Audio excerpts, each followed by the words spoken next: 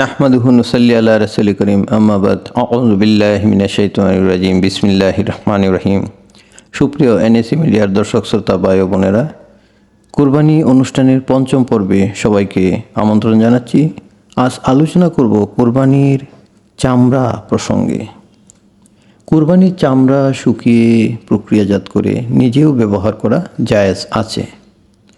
কুরবানির চামড়া খয়রাত করা যায়, তবে বিক্রি করলে সে টাকা নিজে ব্যবহার করা যায় না। খয়রাতি করা জরুরি এবং ঠিক ওই টাকাটাই খয়রাত করতে হবে। ওই টাকাটা নিজে খরচ করে অন্য টাকা দান করলে আদায় হবে, তবে অন্যায় হবে। কুরবানির চামড়ার দাম মসজিদ, মাদ্রাসায় নির্মাণ কাজে, বেতন বাবদ বা পারিশ্রমিক বাবদ বা অন্য কোনো নেক কাজে খরচ করা দুরস্ত নয়, খয়রাতি করতে হবে। সুপ্রিয় দর্শক, কুরবানির চামড়া সম্পর্কে তাহলে আপনারা বুঝতে পারছেন সেটা কতটুকু গুরুত্বপূর্ণ। ওই টাকাটাই, চামড়া বিক্রি যে টাকাটা, ওই টাকাটাই দান করতে হবে। ওই টাকাটার পরিবর্তে অন্য টাকাও যদি দান করেন তাহলেও সেটা অন্যায় হবে।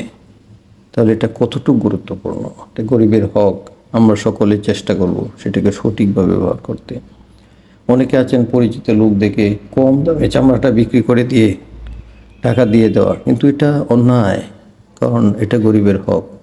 সেখানে আপনার পরিচিত কাউকে বা আপনার বন্ধুর কাছে চামড়া বিক্রি করে একটু কম টাকায় বিক্রি করে তাকে দিয়ে দিলেন, এটা তো অন্যায়, গরিবের প্রতি অন্যায় করা হলো। এটা গরিবের হক ছিল, আপনারা সেটা করবেন না। আল্লাহ তাআলা আমাদের সকলকে সেই তৌফিক দান করুন, আমরা যেন কুরবানির চামড়ার টাকাটা সঠিকভাবে সঠিক জায়গায় দান করতে পারি। আল্লাহ তাআলা আমাদের সকলকে সেই তৌফিক দান করুন। ওয়াকির দাওয়ানা আনিল হামদুলিল্লাহি রাব্বিল আলামিন। আসসালামু আলাইকুম ওয়া রাহমাতুল্লাহি ওয়া বারাকাতুহু।